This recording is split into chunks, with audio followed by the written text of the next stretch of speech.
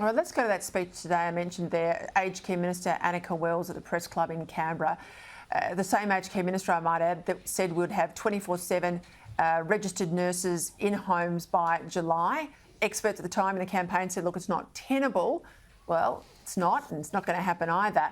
She's calling for baby boomers to do more to fix Australia's aged care system. Have a listen. We must act now. The baby boomers are coming. Within a decade, our nation will have, for the first time in history, more people aged over 65 than under 18. There will be greater pressures on the entire community, and we must be innovative to address this challenge, and we need a funding model that is sustainable.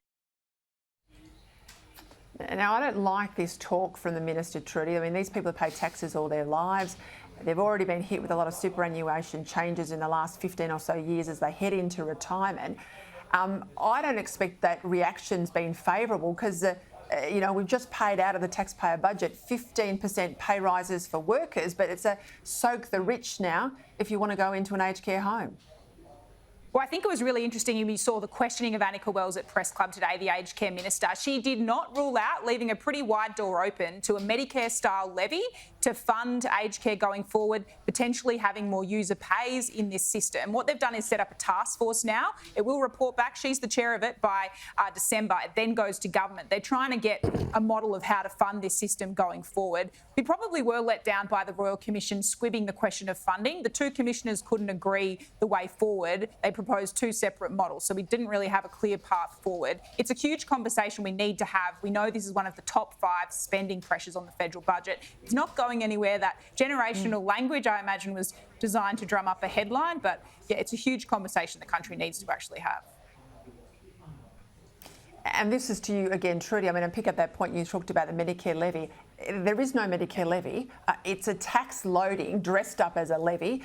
Levies come and then levies go. This thing's been around now for nearly 20 years. And of course, that's where they put the extra additional cost that's gone up, I think, 2 or 3 times in relation to the NDIS. It funds healthcare as well.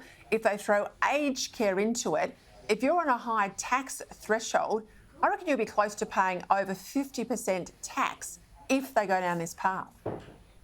Well, and this is the big political problem for them. I don't think they can go there, despite the fact she's left the door open to this today, which you'd imagine we're going to have a clean up in the next 24 hours potentially from a more senior minister. But they've already promised no new taxes. To do this term is political suicide. But I think maybe admirable of the minister to leave things open, not to immediately rule them out, to look at this and see what is the best way to fund it going forward. But on that tax point, it does put a bigger burden of those paying already a lot in tax in this country.